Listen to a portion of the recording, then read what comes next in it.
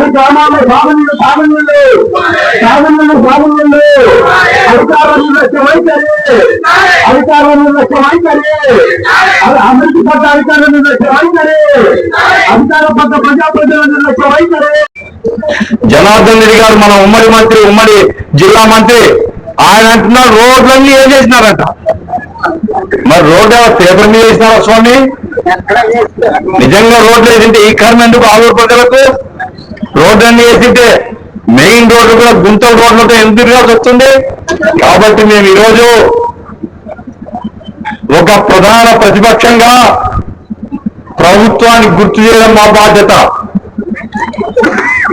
ప్రభుత్వం నిద్రపోతున్నది.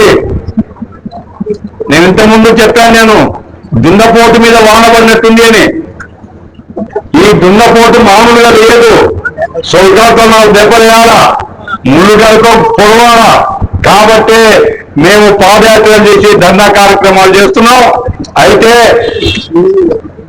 దీంతో ఏదో మొత్తం ఒరిగిపోతుంది, సమస్యలు పరిష్కారం అయిపోతాయి, గవర్నమెంట్ కదులుతుంది అనే భ్రమలో మేము లేం.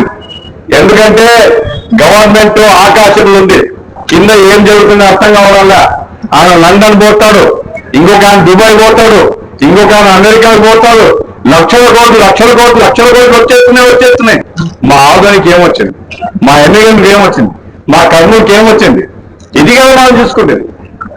పిల్లలు చదువుకున్నటువంటి పిల్లలందరూ కూడా నిరుద్యోగం అయిపోయి 6,000 రూపాయలు 7,000 ఇస్తే కార్మికులకి ఉద్యోగం చేసే పరిస్థితులు పెట్టుకుంటే మీ అమ్మగారికి వాళ్ళ మీరు ఏవేవో మాటలు చెప్తారు తప్ప ఈ ప్రాంతంలో బీటెక్, ఎంసీఏలు, ఎంబీఏలు చేసినటువంటి పిల్లల్ని ఆదుకోవాలని ఆలోచన లేకపోతే ఎందుకు మీరు ప్రజాప్రతినిధులు?